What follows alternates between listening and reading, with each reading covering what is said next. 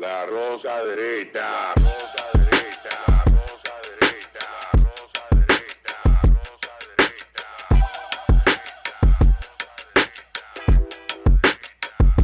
derecha.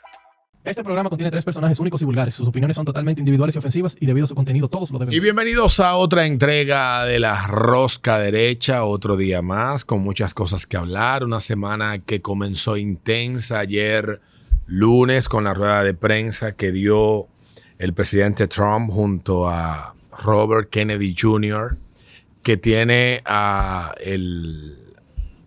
bando periodístico más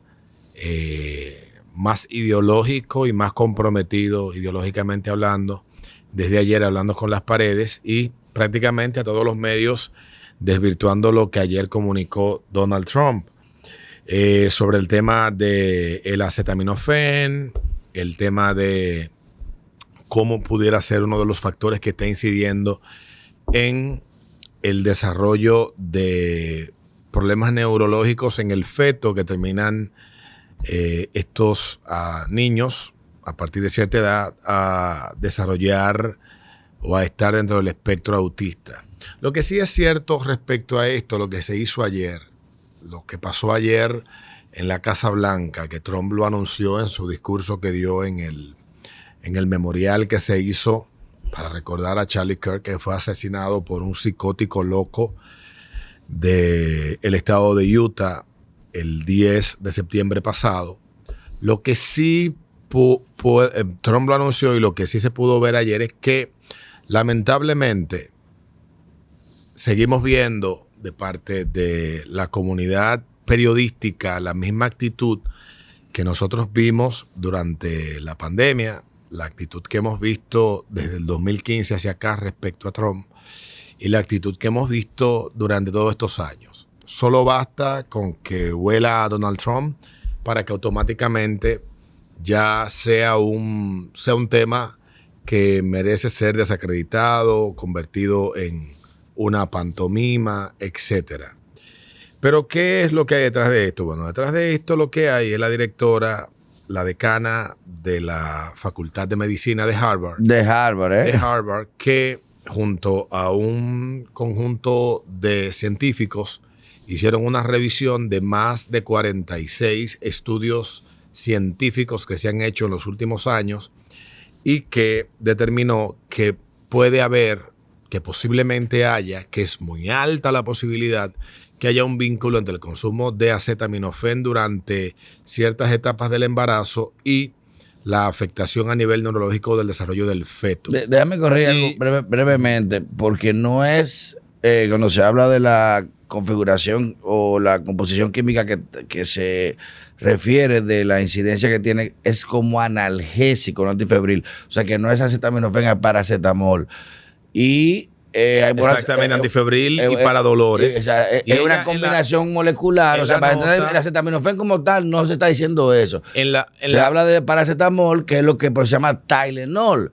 Es una marca, pero la molécula tiene un nombre que comercialmente se llama Tylenol y es muy consumido. Correcto. Y es la mezcla de acetaminofén y paracetamol que se usa para precisamente no solamente quitar la gripe, la fiebre, sino también sin agredir el tema ¿cómo es?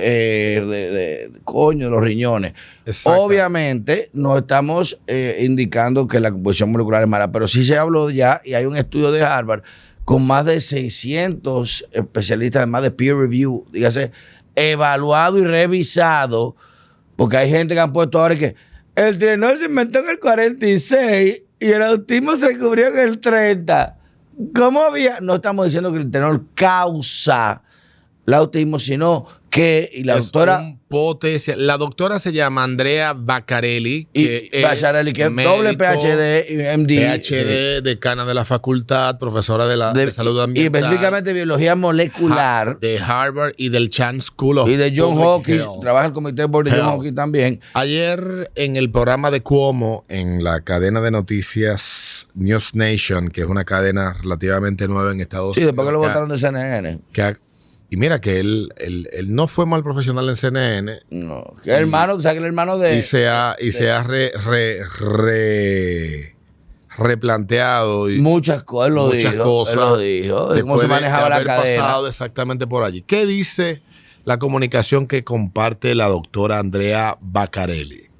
Dice, recientemente mi colega y yo llevamos a cabo una revisión rigurosa financiada por una subvención de los Institutos Nacionales de Salud, el NIH, sobre los posibles riesgos del uso de acetaminofén durante el embarazo. Revisamos 46 estudios humanos ya publicados en todo el mundo. Peer review. Encontramos evidencia de una asociación entre la exposición al acetaminofén durante el embarazo y una mayor incidencia de trastorno de neurodesarrollo en los niños. Esta asociación es más fuerte cuando el acetaminofén se toma durante las cuatro semanas o más. Como señalamos en nuestra revisión, estudios con animales han sugerido independientemente que la exposición prenatal al acetaminofén puede afectar adversamente el cerebro en desarrollo. Esta evidencia biológica apoya la posibilidad de una relación causal entre la exposición prenatal al acetaminofén y los trastornos del neurodesarrollo, incluido el autismo. Se necesitan más investigaciones para confirmar la asociación y determinar la causalidad, pero basándome en la evidencia existente, creo que está justificado tener precaución sobre el uso de acetaminofén durante el embarazo, especialmente un uso abundante o prolongado. Indiscriminado, correcto. Al mismo tiempo, como el único medicamento aprobado para reducir el dolor y fiebre durante el embarazo, el acetaminofén continúa siendo una herramienta importante para pacientes embarazadas y sus médicos. Altas fiebres pueden representar riesgo tanto para la madre como para el feto, incluyendo defectos del tubo neural y parto prematuro. Después de evaluar la evidencia, mis colegas y yo recomendamos un enfoque equilibrado, basado en principio de precaución. Los pacientes que necesiten reducción de fiebre o dolor durante el embarazo deben tomar la dosis eficaz más baja de acetaminofén por la duración más corta posible, después de consultar con su médico sobre su cálculo de riesgo-beneficio individual. Discutí nuestros hallazgos científicos y esta recomendación de nuestro artículo de revisión con el secretario de Salud y Servicios Humanos Robert F. Kennedy Jr. y el director del NIH Jay Bhattacharya, que no estaba hablando de cualquier loco viejo ni ningún come mierda, una de las eminencias más grandes de medicina y salud pública de nuestra época es Jay Bhattacharya, que lo vapulearon y se limpiaron el culo con él en el 2020 cuando él y otros, al igual que él, decanos de universidades importantísimas del mundo firmaron The Great Barrington Declaration, que decía que el enfoque que había asumido y que habían asumido los estados para enfrentar era erróneo y que iba a ser contraproducente. Y lo desacreditaron todas las cadenas, los periódicos y todos los periodistas que no han pasado en su maldita vida ninguno por una maldita escuela de medicina. Y gestión de servicios de sanidad pública. A desacreditar a autoridades de la salud pública del mundo entero porque tenían que defender un maldito relato, y lo mismo están haciendo ahora con esto. ¿Qué pasa con esto? Hoy leía yo una pequeña cápsula que publica SIN, una tal Adela o Acela, no sé qué diablo es, y yo digo, wow, qué pena que el periodismo, de ser la profesión que lo que busca es el equilibrio del poder y la obtención de la verdad a través de diferentes métodos que el mismo periodismo ha ido desarrollando en el tiempo, sea tan sumiso ante la verdad oficial. ¿Qué anunció ayer Trump?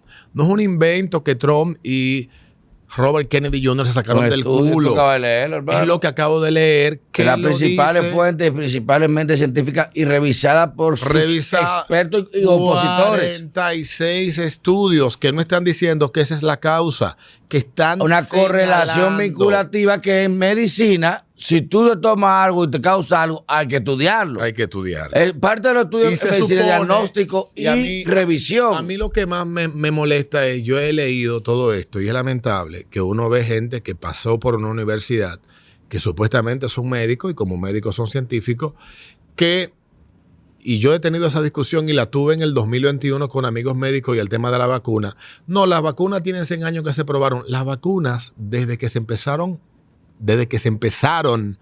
a inocular en las personas son experimentales. Todo el tiempo.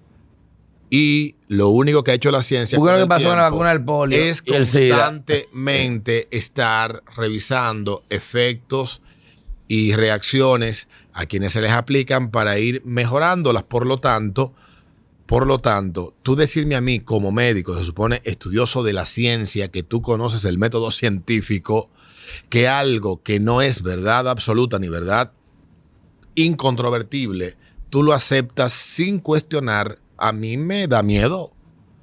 Entonces, ayer se anuncia esto en la Casa Blanca y claro está, hoy yo escucho un programa de radio de España, que lo escucho siempre cuando voy de camino para la emisora, y hoy vi cómo la prensa ignoró la noticia, cómo los grandes medios ignoraron la noticia que dio ayer la Casa Blanca. ¿Por qué lo hacen? 2 razones. Número 1, porque los principales anunciantes son las farmacéuticas, y número 2, porque es Donald Trump. Si esta noticia la comparte una Casa Blanca encabezada por Barack Obama o por un demócrata, hoy habría salido en la primera plana de todos los periódicos del mundo. Ya lo saben. Pero esto no tiene que ver con que sea Trump o que sea Robert Kennedy Jr. Es una información que emana de una fuente científica con una gran reputación. Independientemente de quién sea el vocero o quién sea el portavoz de la información, a mí me importa de dónde emana la información. No es algo que se sacó del culo en una oficina Robert Kennedy Jr., lo que se sacó de las nalgas Donald Trump. Es algo que emana de una de las escuelas o de una decana de una de las escuelas médicas más prestigiosas de Estados Unidos, y que, como es la comunidad científica global que está interconectada y trabaja en colaboración, y todo lo que una estudia, otra la revisa y viceversa, para hacerle se supone peer que review. De eso es que trata la ciencia, y se supone que la conversación frente a un problema que nadie ha podido dar respuesta de cómo pasamos en el año 2000, hace 25 años, de tener una prevalencia de 136 niños, un niño por cada 136 partos que pudiera ser diagnosticado dentro del espectro, a 31 en el 2024. Y se estima que para el 2040, 2035, podríamos estar cerca de 15, podríamos estar cerca de 10. Y los números de República Dominicana son escandalosos también, de los últimos 25 años. Y por ahí hay un montón de asociaciones de padres que tienen hijos autistas, que tienen también y han hecho un trabajo de difusión y de búsqueda de asistencia para estos padecimientos que sus hijos tienen, que son costosísimos, las asistencias. Y yo creo que más que nosotros centrarnos en el que no me gusta Trump, no me gusta la forma que habla Trump, las ideas que Donald Trump defiende son altamente problemáticas. A mí me importa un coño que sea Donald Trump el portavoz de la información. Yo creo que a mí lo que me debe de importar es si lo que se está presentando es admisible o no, y qué dice la comunidad científica. ¿Qué ha hecho hoy la OMS? La misma que te dijo a ti que encerrarte 15 días para aplanar la curva iba a ser la solución al COVID. Te encerraron por 3 años. Rechazar esos estudios. Rechazar los estudios. ¿Qué han hecho las asociaciones médicas americanas? Salir a rechazar esto que se publicó ayer por múltiples razones. La principal, todas están al servicio de las grandes farmacéuticas. Y yo no soy un tipo conspiranoico ni antifarmacéutico, No hay que porque yo me hacerlo. meto 2 pastillas diarias para la presión. Y lo hace una farmacéutica, y la molécula que yo me bebo alguien tiene que haberla desarrollado, y quien la comercializa es una farmacéutica. Ese no es el problema. El problema es que desde mediados del siglo XIX, del siglo XX hacia acá, la industria de la clientela recetaria ha crecido de una manera exponencial y no hay forma de que se reduzca. En Estados Unidos, la cantidad de gente que vive bajo el régimen de prescripción médica es escandaloso. 9 de cada 10 norteamericanos están viviendo hoy con 2 o más medicamentos que tienen que consumir prescritos. Y esos mismos americanos se van a otro país y le quitan todo eso. Entonces, hay un problema. No estamos aquí diciendo que esto es una teoría conspirativa de que los Illuminati están... No. Hay un tema mercantil, hay un tema en el negocio de la salud, como lo es en la República Dominicana, que la salud es un negocio bastante lucrativo y todo lo que significa o pueda representar negocio, como en la República Dominicana, la vuelta del cordón umbilical, hoy de 10 madres la tienen 11 y hay que hacerle cesárea porque ya hacer labor de parto no es la norma en República Dominicana. Ni es rentable. 10 de cada 10 partos en República Dominicana. Aquí nada más las haitianas paren natural. Y cuidado.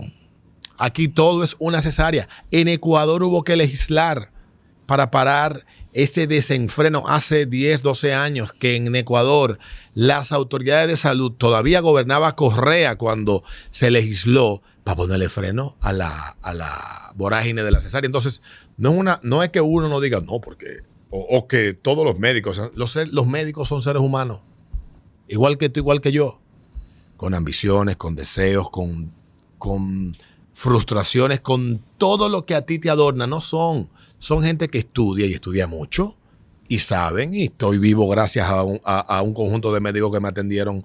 Hoy en día no estoy descalificando su capacidad y formación, pero son humanos y cometen errores. ¿Y qué ha pasado con esta noticia, Casals? De ayer hacia acá. La han convertido en una pantomima y han querido desacreditarla. Hoy todo lo que has visto en la televisión ha sido voceros de las farmacéuticas haciéndose pasar por voceros de asociaciones médicas en Estados Unidos, era lo que estaba viendo yo esta mañana en las cadenas americanas, desacreditando lo que se anunció.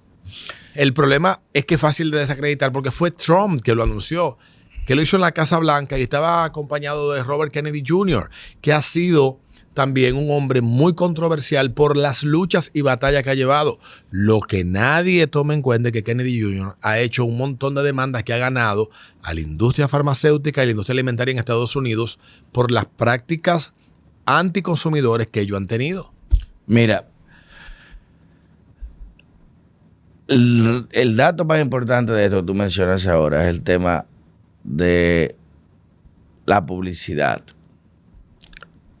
Una de las batallas que está haciendo el Department of Public Security de Sanidad Pública, de Salud Pública de Estados Unidos, es eliminar los anuncios de medicina en la televisión norteamericana. Que oigan esto. Las 3 principales anunciantes publicitarias en Estados Unidos. ¿Son los 3 principales laboratorios? No, óyete. Comida, cerveza y medicina. Y son socios en las mismas empresas. Sí. O sea, Monsanto, Pfizer, Johnson & Johnson, Bayer, todas que hoy entiendan la relación. Yo te doy la comida que te da la grasa, que te da el exceso en el corazón. Después te doy la cerveza y después te doy la pastilla.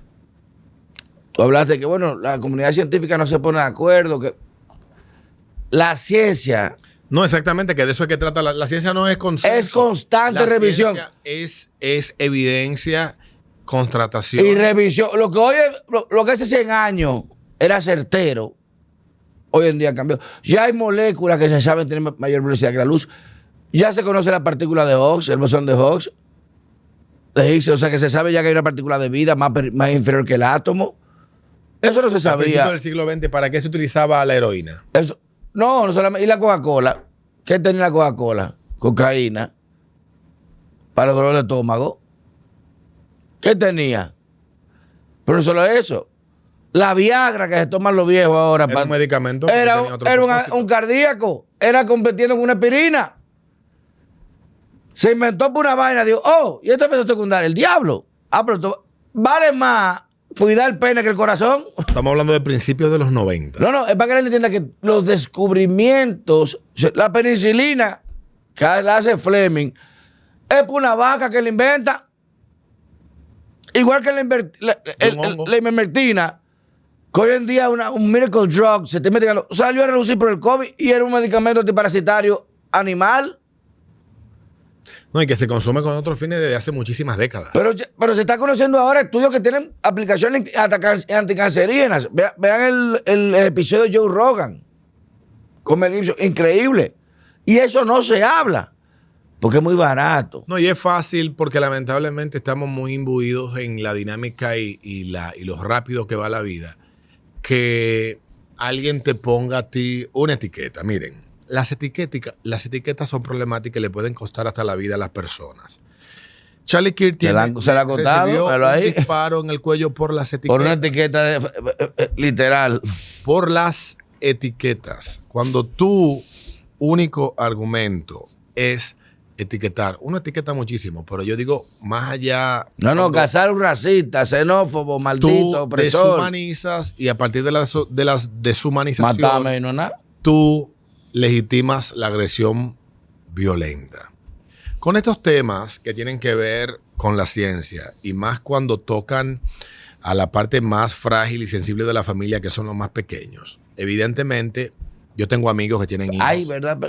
Tengo amigos que tienen hijos autistas, etcétera, y sé y conozco el drama que esto representa. Llega un punto donde los padres pierden fe en toda institución que diga existir con el propósito de ayudarles porque no les ayudan, o de cualquier especialista que le prometa ayudar a encontrar un camino para poder regular los episodios que puedan experimentar sus hijos porque salen frustrados, porque no obtienen el resultado que ellos esperan. Es un tema complejo, no es tan sencillo. No es tan simple como decir, prende y apaga ese celular. Lamentablemente la ciencia no va a esa velocidad. Lo que sí nosotros podemos decir es que hay una realidad hoy. Ayer mucha gente ha tomado de mofa lo que dijo Trump. ¿Por qué en Cuba no hay autismo como lo hay en Estados Unidos? Pero peor aún, ¿por qué no vemos autismo en Haití como lo estamos viendo en República Dominicana? Y que tienen menos cuidado sanitario, pero en China, pero en ¿por Rusia? Qué en África no hay autismo como lo hay en Europa? ¿O por qué en Rusia, que está pegada de Europa, no hay autismo como lo hay en países que están en la frontera con Rusia, Finlandia, Noruega y esos países? ¿Por qué en China esto no tiene tanta prevalencia como la tiene en Occidente? Tiene que haber una explicación. Y lo lógico es que nos hagamos la pregunta. Esto no puede ser como nosotros leímos editoriales como lo del periódico Hoy del año 2021, invitando a negarle en octubre del año 2021 a las personas el acceso a los supermercados o el acceso a sus cuentas de banco, todo porque el director del periódico, quien editorializa se entiende que es el director, tenía miedo o entendía que lo que se había vendido como la solución era la panacea y que todos, sin importar si estaba de acuerdo o no, tenía que someterse a la medicación forzada por parte del Estado. ¿Qué demostró 2 años después? 2023. ¿Qué demostró la ciencia? Que lo que se nos vendió como la panacea era más problemático que lo que está. Y todavía hoy hay gente que se resiste a reconocer que fue un error el haber sido tan vocal, tan defensor y tan negacionista de la libertad de cada quien de decidir si quiere o no inocularse con algo. Es la primera vez en la historia que tú ves que quien se inocula para estar protegido de algo dice que para él estar protegido otro tiene que estar también inoculado. Literal. Una cosa absurda, una cosa completamente sin sentido. Hay otras cuestiones que tienen que ver con la ciencia que son complejas y son temas de científicos, pero yo creo que lo que estamos viendo tiene que movernos a reflexionar. Lo que vivimos en el 2020, 2021 y el año 2022 tiene que decirnos a nosotros que no es bajar la cabeza y asentir críticamente con el poder, porque el poder lo dicta lo que ellos digan. No es así. No porque Bill Gates diga yo voy a hacer carne de laboratorio y esa va a ser la sustituta, vamos a dejar de comer vaca. Yo comeré vaca mientras quede una vaca viva. Yo no voy a salir a comprar carros de batería porque un pendejo diga que esa es la solución. Pero comprar un carro de batería si me da la gana y si me conviene. Si algo se demostró durante la pandemia es la fragilidad del consenso científico. Y eso se demostró. El estudio que es un científico, ¿de qué dinero lo saca? ¿Quién lo financia? ¿Dónde se apoya? ¿Quién le paga al científico para investigar 3 años, 5 años? Trabaja para una empresa, o para un fondo, o para una organización, o para un instituto independiente. ¿Quién financia el instituto? Señores, habían estudios diciendo que la electricidad provocaba cáncer. ¿Quién pagó eso? Pagado por los dueños de los caballos. No, la electricidad. Y los dueños de la luz. De la electricidad, de esa campaña. Que el cigarrillo era saludable. Esa campaña, recuérdate que esa campaña tuvo que ver mucho con la iluminación con queroseno. Sí, que los dueños de la vela. No, electricidad hace cáncer. Y después ¿Y qué pasó en Inglaterra con los caballos y los carros? Que le pusieron un tope de velocidad máxima a los vehículos que no sobrepasara la velocidad de los caballos. Para que los caballos fueran más ventajosos andar en ellos que andar en los vehículos a finales del siglo XIX, principios del XX. La ciencia apoya cualquier esquema al que se le pague. Por eso la ciencia constante revisión. Por eso el peer review. Por eso eso. El peer review no es más que revisión de pares. O sea, sí, científicos iguales. Dame ver que tú hiciste. Está bien, vamos a ver si es verdad o no. Por eso la división entre físico teórico y físico práctico.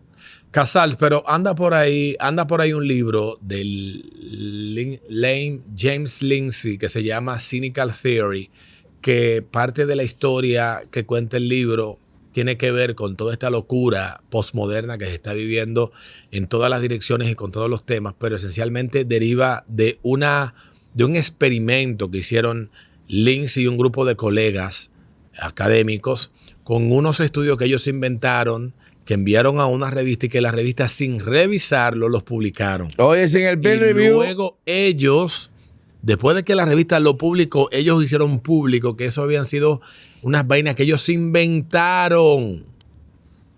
Y la revista lo vio ahí y le dan una validación. ¿Por qué lo publicaron esa revista? Porque lo que esos estudios revelaban estaba alineado con el consenso que editorial y económico de esa revista. De esa revista. Señores, hace 3 días salió ya publicado en la Universidad de State Michigan, de la Universidad Tecnológica, el resultado de la Boogosphere. 12.600 años. El objeto artificial más longevo de la historia, antes de la agricultura. El consenso científico hasta hace 3 días, antropológico, biológico, bioquímico, era de que esa esfera tenía 4.000 años. 12.600 años, y cuidado sin más, porque fue de que un extracto que se le pudo coger a un objeto artificial. ¿Quién lo hizo? El consenso científico era que tenía 4.000 años. Bueno, lo hicieron los Driudas, ya no se sabe. Con esto quiero decirle de que es descabellado pensar que el incremento o la saturación o el uso indiscriminado de una cápsula que es química, aunque sea lo más inofensivo, y que el hecho de que el autismo saliera 100 años antes, y quizás esa cápsula se derivaba en otros elementos. ¿O usted cree que todas las composiciones químicas las inventamos el humano, las moléculas? No. Se tomaban brebajes, legaduras, plantas. El tema de la farmacología se inventa precisamente por eso. Pudiera ser un factor dentro de la multiplicidad de factores que se entienden que determinan la existencia de este síndrome y que hemos visto cómo se ha multiplicado, sobre todo en Occidente, en las últimas décadas. Precisamente ¿por qué en Occidente? ¿Cuál es el continente, cuál es el país con mayor vinculación asociativa o acceso a dependencia médica, farmacológica? ¿Cuál es? Estados Unidos, en el mundo entero, las principales farmacias. En Estados Unidos, a ti te duele un cabello y te inventan una píldora para quitarte el dolor del cabello. ¿Tú puedes dormir? Toma. ¿No te puedes levantar? Toma. ¿Te duele un dedo? Toma. ¿Te duele la pipí? Toma. ¿Te duele el corazón? Toma. ¿No te dan like? Toma. Esa es la incidencia. Pero mejor aún, el tema de la alimentación. El segundo cerebro del cuerpo humano, ¿cuál es? El intestino. Quien deglute todos los nutrientes y elementos necesarios para la vida y para la formación precisamente cognitiva. Y eso está probado ya. ¿A qué responde el intestino de los pacientes con síndrome o espectro autista? A la comida. Pacientes que no comen ciertas cosas desarrollan mejores elementos o mejores comportamientos y conductas o mejores desarrollos que otros que sí. ¿Y qué te dice eso? Que lo que tú consumes, así sea agua de Nepal, agua de Fiji, agua de Monte Carlo, eso va a inferir o va de una forma u otra a influir en tu desarrollo de conducta. Por eso, si yo me crío comiendo sopa de lenteja y otro se cría comiendo cereal y nos cambian de entorno, quizás yo tenga mejor preponderancia que otro a vivir en su entorno y otro no. Porque, como dice Alberto, hay ciertas tribus y ciertas sociedades donde nunca se ha llegado a un tema derivativo de cáncer, de autismo, de síndromes neurológicos, menos avanzada que nosotros. No, ¿y por qué hay una prevalencia tan alta en las economías más desarrolladas? ¿Por qué? Precisamente por eso. Porque, coño, mientras más desarrollo, más avance, más facilidad. Dame la medicina, me la llega aquí. Decía, bueno, hay una alta prevalencia porque son países donde hay mayor acceso a la medicina y por tanto es verdad. El mayor acceso a la medicina permite un diagnóstico mucho más amplio, lo cual también es admisible. Pero recuerden que hay casos en los que hay que hacer un diagnóstico, pero hay casos en los que ni siquiera hay que hacerlo el diagnóstico. Ya tú sabes lo que hay, sí. Ya tú sabes lo que hay. Entonces, ¿qué es lo que tenemos nosotros que como... Mira, yo tengo amigos, te repito, que tienen hijos y yo tengo 45 años.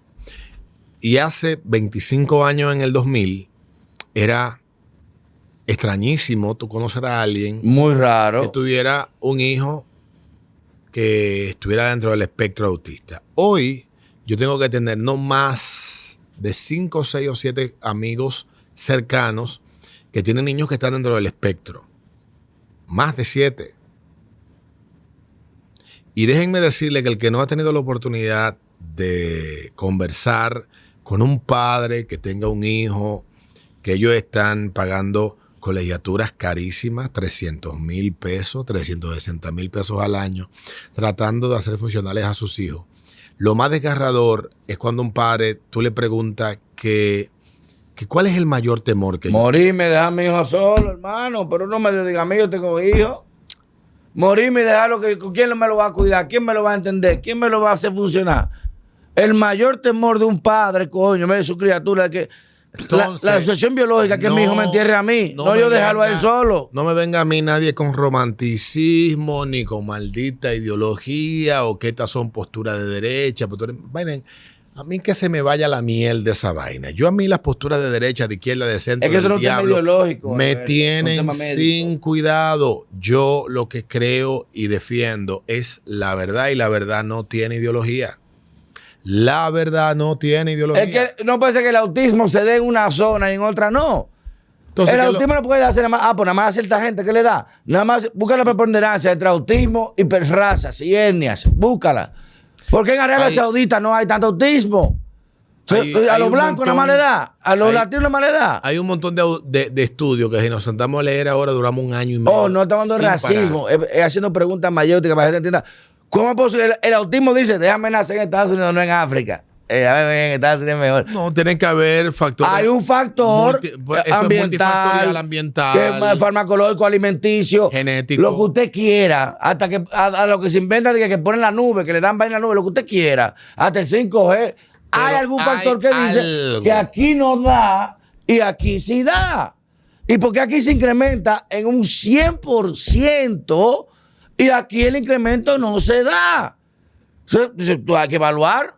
Coño, será el aire, el polvo del Sahara. Entonces, lo que yo invito, Casal, para que pasemos al otro tema que tú sugeriste para el día de hoy. Lo que yo invito a la gente, más que todo, sobre todo a aquellos que puedan estar viendo esto y tengan hijos o familiares que tienen hijos que estén con esto. Yo creo que lo que tenemos que pedir y rogar es que estemos más cerca hoy de una respuesta a esto que lo que estábamos hace una semana. ¿Por qué? Porque hace más o menos 1 año y medio yo estaba con una amiga conversando y me estaba hablando, tiene una niña que tiene 14 años, tenía 12 en ese momento, fue finales del 2023.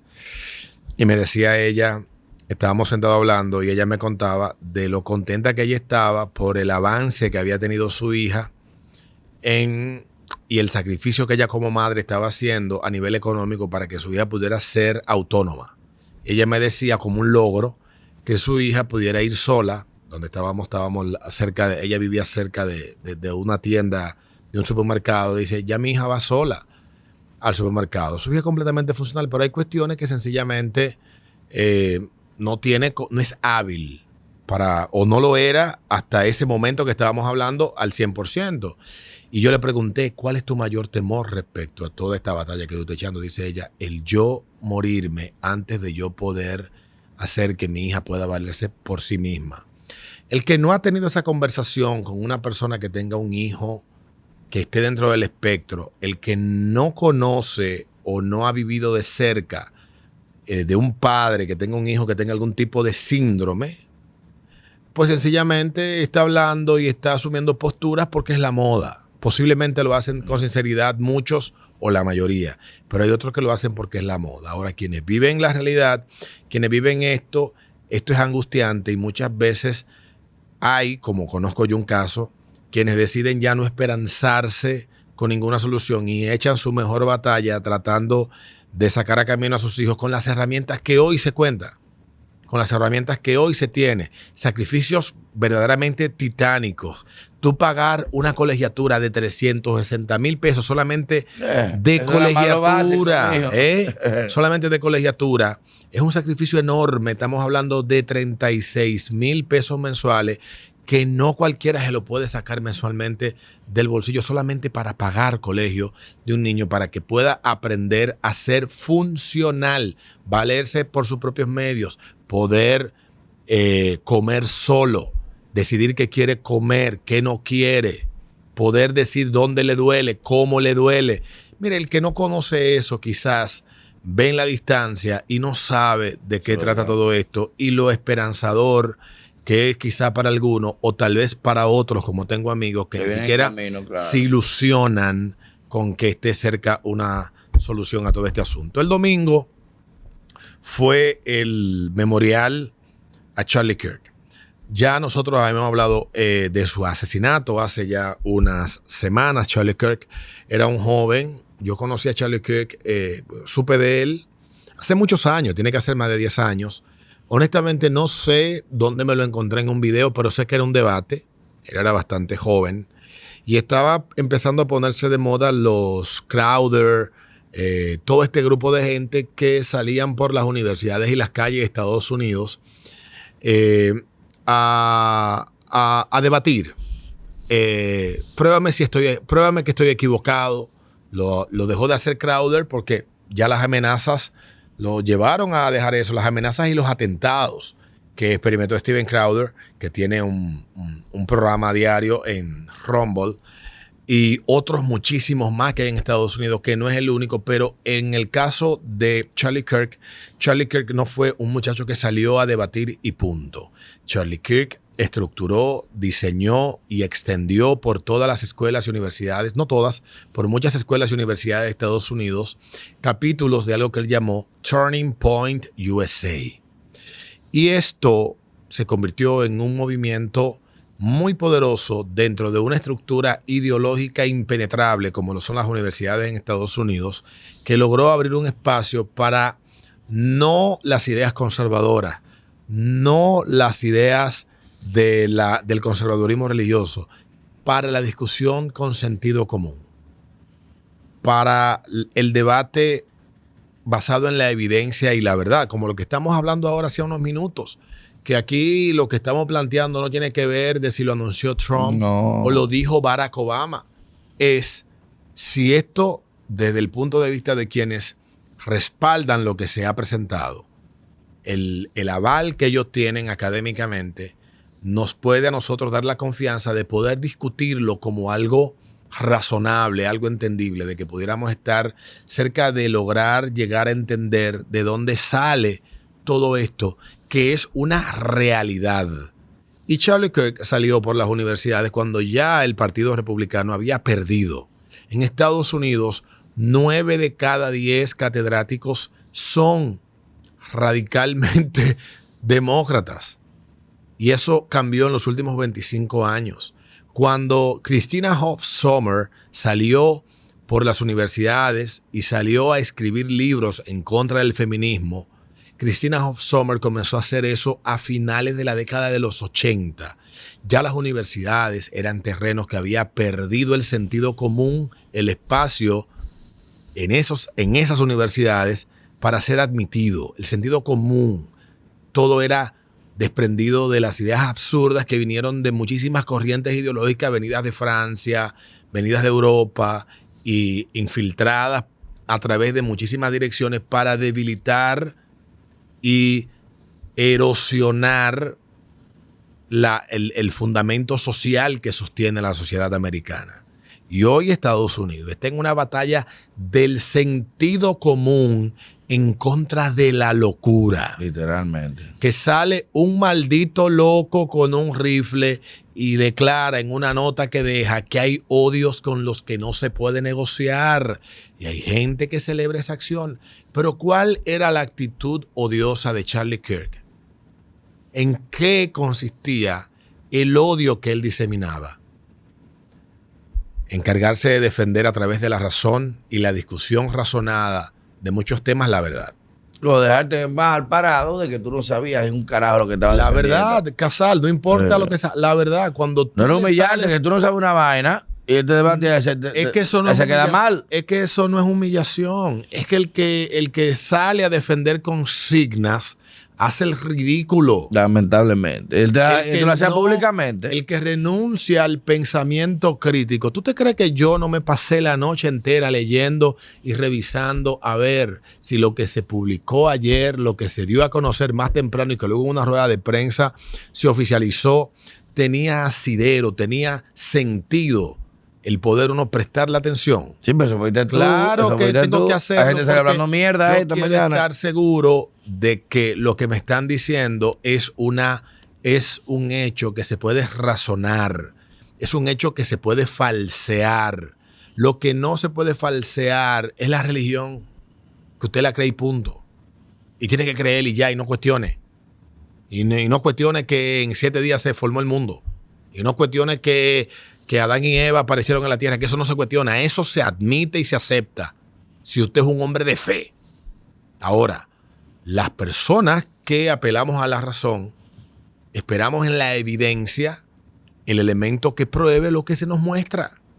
Y en el caso de Charlie, él salió por las universidades donde la razón desapareció.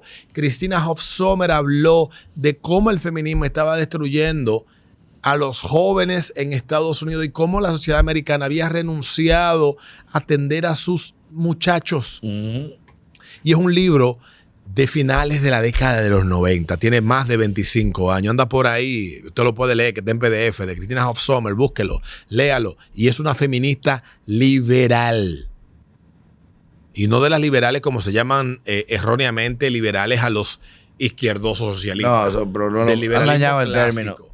Entonces, ¿qué pasa con Charlie Kirk? Bueno, evidentemente a este muchacho le parecía intolerable que una persona se sentara a tratar de encontrar la verdad a través del debate sano y del intercambio sano de ideas, criterios y posturas en un espacio público como la explanada de una universidad. Eso le hacía merecedor de un tiro en el cuello. Que él se lo pegó en el cuello, pero era en la cabeza que se lo iba a pegar. Sí. Para ser más certero. Correcto. Si Charlie se movió y por eso se lo pegó en el cuello.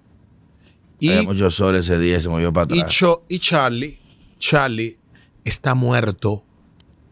No porque él difundiera el odio, como muchos llegaron a decir. No porque él fuera antiderechos, como vi a alguien decir que matar niños por nacer es un derecho de las mujeres. Como vi a alguien aquí, un amigo, me apenó mucho verlo en eso porque definitivamente el sentido común no tiene que ver con título ni formación académica. El sentido común es una decisión individual y de renuncia al adoctrinamiento. Mi hermano, yo era un tipo que tenía un montón de ideas dadas como verdad, y yo separarme de esas ideas y admitir otras mucho más lógicas, admisibles, creíbles y comprobables fue doloroso.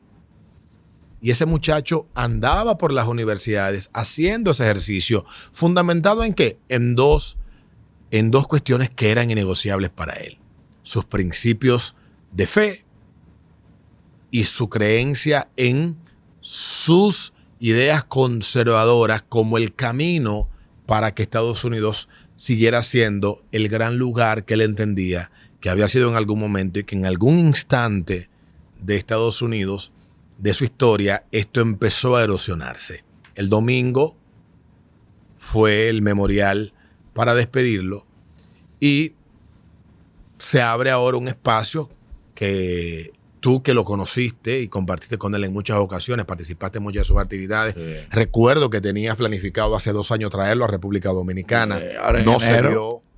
No se dio el que pudiera venir, pero igual tú lo conocías, tú habías tratado con él, era un muchacho que no es nada de lo que usted puede escuchar por ahí descrito. Razonaba, pensaba, inteligente. Ahora, ¿qué tenía? Era un tipo que para él era innegociable su fe y sus valores. Sí. Y eso para mí le da un extra como persona, porque en tiempos donde la gente renuncia a sus principios y a sus valores, tan fácil encontrar gente que diga: sí, yo soy cristiano y no me avergüenza, yo no soy cristiano practicante, pero que haya gente que diga: sí, yo soy cristiano y yo exalto y yo defiendo mi derecho a decir que soy cristiano, y creo que el único camino a la salvación es a través de las enseñanzas de Cristo. Para mí eso tiene un mérito también. Mira, más allá de eso, Charlie se encargó de cambiar el paradigma de enfrentamiento que teníamos ideológico, porque las universidades, como tú bien dices, éramos los menos, y las voces disidentes, hasta los profesores se burlaban de uno: anti-haitiano, racista, hijo casar, aquí en la universidad de aquí. Y cuando empiezo a trabajar con Charlie, que le di la oportunidad de Te Come Coco, recuerdo que le refería a ese, no, que además esta gente tiene mucho dinero, son financiados, tienen ONGs. Y me dijo: sí, ellos tienen más dinero que nosotros, pero nosotros tenemos que, that's why we have to outwork them. Por eso es que tenemos que trabajar más que ellos. Ellos pueden ganar un cuarto, pero nunca nos van a ganar en trabajo. Y si algo ese pana demostró, esa vaina era increíble, no se comenzó cansaba. Comenzó con 18 años. Sí, y de la uni. Y no libro que me dijo que abandonó la universidad porque entiende que era perder el tiempo en la universidad. Que estos tipos me están adoctrinando de cosas que yo sé más que ellos. Bueno, hizo burlar un profesor de Harvard en la acera de Dillinger, en Washington. Le dije: pero usted no me dijo. El tipo se dio cuenta que yo puedo aprender más que ellos, y se burló. Y por eso caía mal. Y por eso nos decía: we have to outwork them. Ellos tienen más dinero, por eso tenemos que trabajar más. Ellos nunca nos van a ganar en trabajo, porque son vagos. Ellos les mandan los scripts. Nosotros hacemos nuestros scripts. Y Charlie se encargó. Charlie era el más pacífico, moderado. Muy moderado. Tú buscas los tipos a un Ben Shapiro, un Mark Watch, un Nick Fuente. Son tipos demasiado sádicos. Nick Fuente es a la 10ª potencia. Exacto. Charlie quería el moderado de esto, pues al revés, porque él buscaba eso. Pero ¿por qué no te concentras en la raza? Yo no veo color, yo veo valores. No te preocupes, raza. Vamos a hablar de tú y yo. Y Charlie fue el primero que llevó de Black Leadership Youth a la Casa Blanca. 100 muchachos morenos de todos los lugares del mundo, los más famosos de sus comunidades, los llevó a la casa gratis, pagado. Pagado por Turning Point USA. Todos los martes, los primeros martes de cada mes, teníamos una reunión virtual donde Charlie se ponía los puntos de cada país, mira, y nos respondía. Él está dando su programa, uno webinar. Y yo decía: coño, pero ¿cómo este cabrón lo hace? Pues yo salgo del programa, estoy cansado. Él le apasionaba esa vaina, pero... Y Marco Rubio hizo un chiste sobre eso. Un chiste no, para de que, coño, es más seguro ir a Cuba a hablar en contra del comunismo que en una universidad. Del fanatismo ideológico que estaban convertidas esas academias. que tú mandas un muchacho ahí, se convierten. La madre del asesino cuenta que él se radicaliza cuando llega a la universidad, un muchacho inteligente. De que llega a la universidad, le meten toda esa idea de izquierda, racista, fascista, opresores. Al punto tal que el tipo se muda con un tigre y se hace novio de él. Un trans. Del diablo, un maldito hombre que estaba bebiendo pastillas y ya. Dándole bolsa por pila. Y le cuento entonces, coño.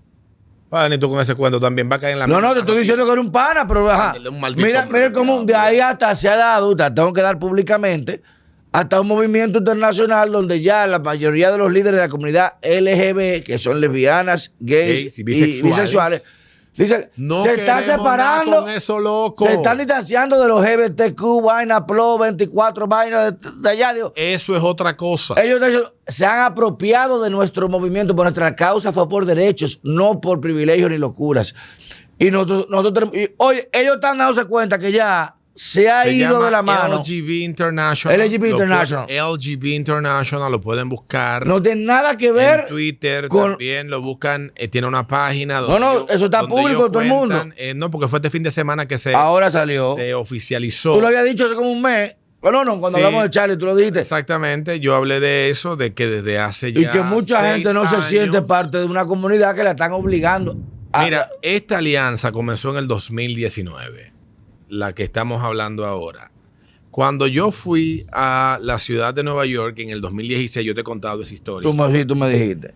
Yo salí de la ciudad de Nueva York con muchas dudas. Yo decía, coño, ¿por qué yo veo tantas vainas que a mí me parecen como que son sin sentido? Yo había ido en el 2014 al Pride de la ciudad de Nueva York. Para mí el Pride era un desfile. Yo tenía en mi mente una idea de que allí un grupo de maricones se juntaban, salíamos a caminar, decíamos, no nos maten, déjenos rapar entre nosotros, queremos coger por el culo, y por ahí se acababa la historia. Yo entendía que era eso. Cuando yo llego y encuentro una comparsa de más de 500 carajitos entre 4 y 9 años. En un desfile, oigan.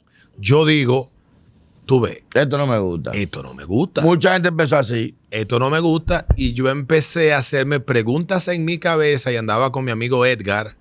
Y andábamos juntos, nos juntamos con un amigo de él, hongkoniano residente en Barcelona. ¿Verdad que andan con la bandera? Con la banderita los niños. Los niñitos andan que bandera. Y todos los años lo meten. Sí. Y ese mismo año fue que empezó el desenfreno trans a ya destaparse en Estados Unidos, porque fue el año después de la sentencia de la Suprema. ¿Qué le faltaba al movimiento gay en Estados Unidos en ese momento? Bueno, tener reconocimiento a las uniones y las mismas garantías que tenían las otras parejas. Después todo estaba dado en Estados Unidos. Sí. Tenían protección por la ley de derechos civiles contra discriminación, por salud pública, sexual, salud pública, el diálogo, tenían todo. Le faltaba solamente eso. Eso era el epítome. Inmediatamente surgió una corriente que dijo, ya que la clase gay empezó a pasar a formar parte de la clase privilegiada. Oye, qué locura. Todo eso se desprende de las ideas postmodernas y de las ideas gramscianas. Básicamente, eso no tiene de la manera que eso funciona, eso nunca llega a puerto. Eso nunca tiene. Sí, porque siempre va a faltar algo. Siempre va a faltar algo. Entonces, en ese desfile, estoy yo discutiendo con mi amigo y le digo yo, a mí hay cosas que estoy viendo que honestamente no me gustan. Y tuvimos una conversación bastante extensa durante toda esa tarde, y esa tarde conocí a quien hoy es su pareja.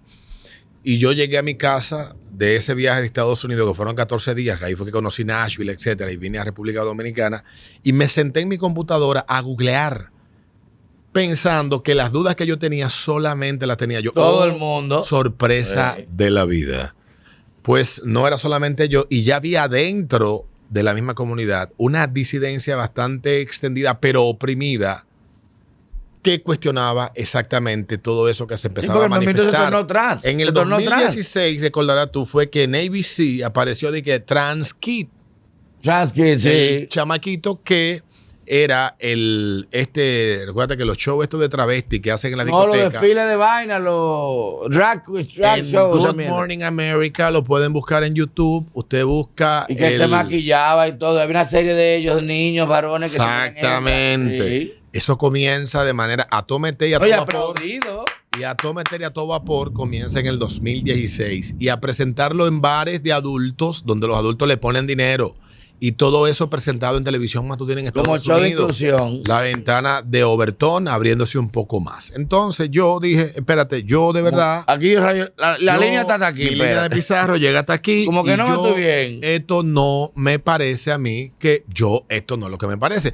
Mira, el que quiera, yo he sido lo que he querido y nada ha incidido en mi vida para que yo renuncie a ser quien yo he querido ser, ni nada incidirá para que yo sea un poco más de lo que soy. Soy lo que he querido y punto.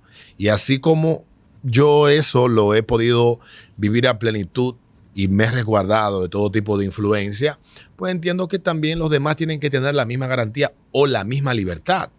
Entonces tú ves toda esta locura que empieza a desencadenarse y empieza esto a imponerse, y ahí aparece el libro de Abigail Cryer un par de años después, porque Abigail Cryer recibe un correo de una madre que dice, mira, la hija mía me la están poniendo loca en la escuela, de que ella es un muchacho y esta muchacha me le está dando unos medicamentos y yo estoy loca, ya yo he llamado a 10 periodistas para denunciar esta vaina, nadie me hace caso. Y Abigail Cryer, que lo que es abogada, no periodista, le escribe a una amiga periodista de New York Times y ve la negativa de la amiga y dice, pero ¿qué está pasando? ¿Qué está pasando? Nadie puede tocar eso. Y Abigail Cryer empieza a investigar por su cuenta y descubre toda una estructura que ella la devela en un libro que se publicó en el 2018 que dice, devuélvanos a nuestras niñas. Es como el subtítulo del libro.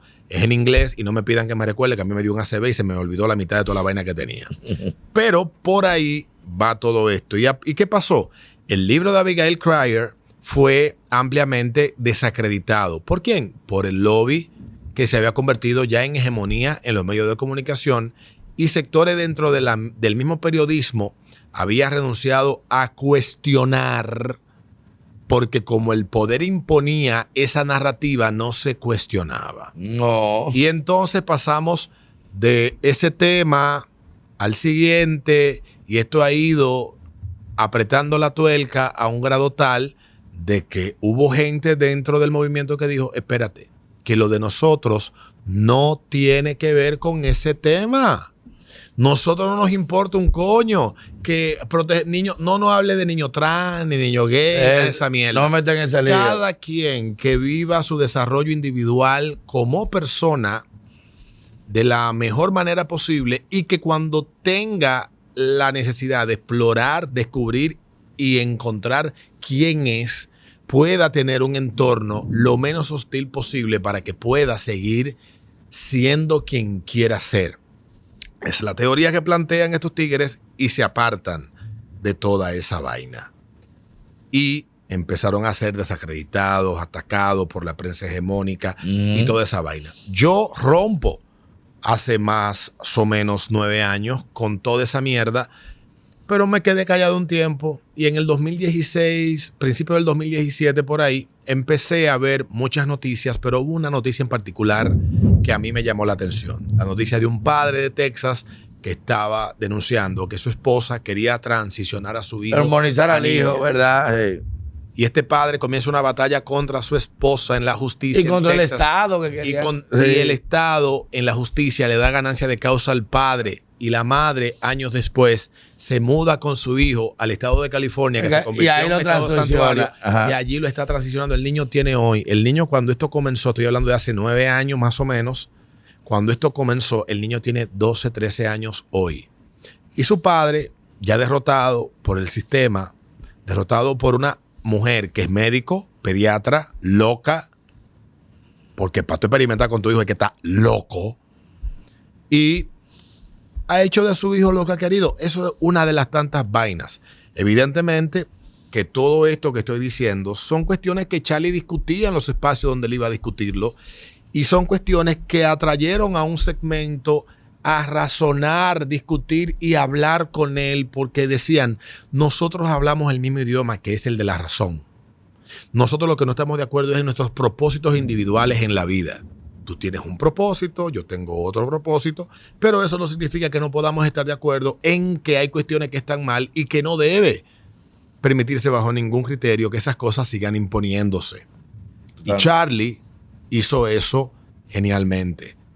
Lo matan y han querido matarlo, pero yo creo que cuando hay personajes que viven la vida de manera tan intensa, que Charlie vivió hasta sus 31 años una vida que le faltarían 3 vidas a otro para poder conseguir todo lo que él logró. Ya lo sabe. Evidentemente que siempre el mediocre, siempre el derrotado, va a preferir tomar las cosas pequeñas para magnificarlas y descalificar a aquel con quien no está de acuerdo, porque sabe que ese con quien no esté de acuerdo está siendo más efectivo que él en difundir lo que cree, razonándolo de manera inteligente, y que la gente acoja eso que razona y difunde y le dé acogida, repito, para poder tener un mejor entendimiento de lo que le afecta y le rodea. Evidentemente que lo que vimos el domingo, yo no sé, no me gusta jugar a la futurología,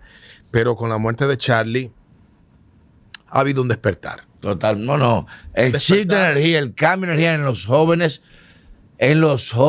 y la esposa de él, Erika, la viuda, ha dado un sentir que las mujeres jóvenes que estaban ideologizadas con este feminismo radical están volviendo en sí. Si querían callarlo, tumbar su movimiento con su muerte, han logrado lo contrario. Más jóvenes volviendo a la iglesia. Vimos una ceremonia de 5 horas alabando al Señor y diciendo lo que Charlie siempre quería para él. Esa viuda llorando, pidiendo perdón y diciéndole que perdonaba a su agresor. Al asesino de su esposo. Oye, llorando, diciéndole te perdono, yo no quiero su muerte en mi cabeza. Y amén. Eso demuestra que no somos iguales. Ahí no se quemó, no se mató a nadie, ahí no se robó, ahí no hubo protesta, ahí no atacaron policía. Las protestas que hubo lamentablemente fueron del otro bando. Del otro lado, que todavía se burlaban, pero el legado de Charlie Kirk será como un JFK moderno. Un Martin Luther King moderno. Ese muchacho lo mataron en vista pública con un micrófono en la mano. La única arma que portó durante más de 13 años y con la que derrotó a muchos adversarios. Y con la que no pudieron matarlo, con el micrófono. Tuvieron que ir a las armas. Y los violentos, intolerantes somos. Te dan el tiro y el tiro es culpa tuya. Ya finalmente, Casal, antes de irnos, hablar de lo que hoy comparte la empresa Alphabet, Google, que ha admitido que durante la administración Biden ellos censuraron. Igual que Meta. Recuérdate que nosotros lo vivimos eso en carne propia. Yo perdí una cuenta de Twitter, tú también. A mí me dieron un strike porque mencioné la palabra vacuna en un video. Y aquí también le dieron un strike varias veces al canal. Unas 2 semanas duramos cerrados, falla. Google admitió censura bajo la administración Biden, prometió poner fin a las prohibiciones de cuentas de YouTube de miles de estadounidenses censurados por discurso político. Gracias a la supervisión del presidente de uno de los comités del Congreso de Estados Unidos, Jim Jordan, republicano de Ohio, Google se comprometió a ofrecer a todos los creadores que fueron expulsados de YouTube por violación relacionados al discurso políticos en temas de COVID-19 y elecciones la oportunidad de regresar a la plataforma. La administración Biden presionó a Google para censurar a los estadounidenses y eliminar contenido que no violaba las políticas de YouTube, admitió YouTube haberse en una habitación puesto de acuerdo con la administración Biden. La presión de censura de la administración Biden fue inaceptable e incorrecta, ha reconocido la empresa. El debate público nunca debió darse a expensa de depender de las autoridades. Las empresas nunca más usarán verificadores. De hecho, qué bueno que van a desaparecer. Y las leyes de censura en Europa apuntan a empresas estadounidenses y amenazan el discurso estadounidense, incluyendo la eliminación de contenido legal. Ciertamente, yo que viví un strike en mi canal, 2 strikes, porque accidentalmente se me olvidó y mencioné la palabra vacuna, subí el video y de pim pam, el correo. De una vez. Y también el canal del Ritmo de la Mañana y el canal de aquí de Falla. Tú tú eres le trae hecho canal por culpa tuya. Como 10 apelaciones. Y tu tosudez. Pero ciertamente, ¿qué nos deja de lección el año 2020? Primero, el poder político no es confiable. Los periodistas no son confiables. Tienen jefe. Los medios tradicionales no son confiables. Tienen dueño. El sentido común hoy se necesita más que nunca. Se perdió.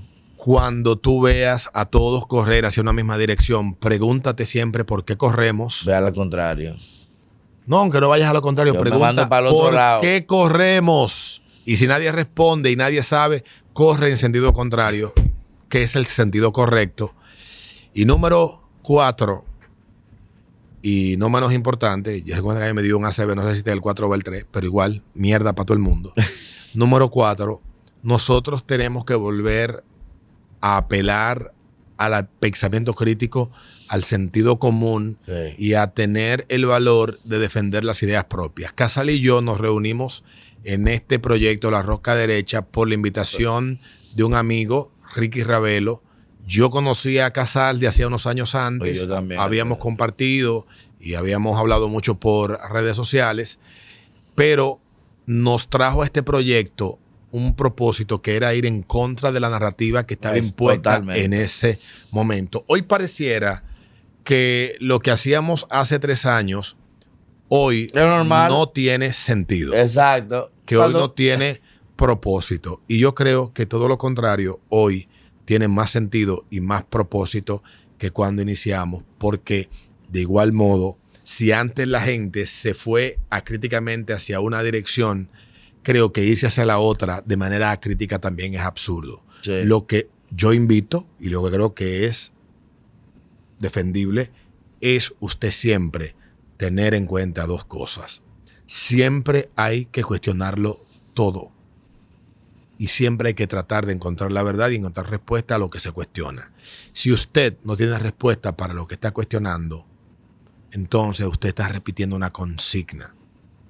Y así como mucha gente hoy se está burlando y está tildando a Trump de imbécil o de propagador de teorías conspirativas y no se ha sentado a investigar, simplemente repite lo que engañosamente los medios repiten porque es el discurso del poder. Y cuando digo el poder no me refiero a Luis Abinader, porque Luis Abinader también responde al discurso del poder. Entonces, pensemos, tengamos pensamiento crítico y voy a, ¿cómo se llama el de Cosmos de Netflix? El moreno. Ay, no soporto. Neil Patrick Harris. En el primer capítulo de Cosmos de 2014 dice que ese proyecto que comenzó Carl Sagan en la década de los 80 y que fue una serie de capítulos bastante exitosas que tuvo en Estados Unidos. The Little Blue Dots. Dijo, date la oportunidad de cuestionarlo todo y a pensar fuera de la caja. Nos vemos en un próximo. Dame fuera.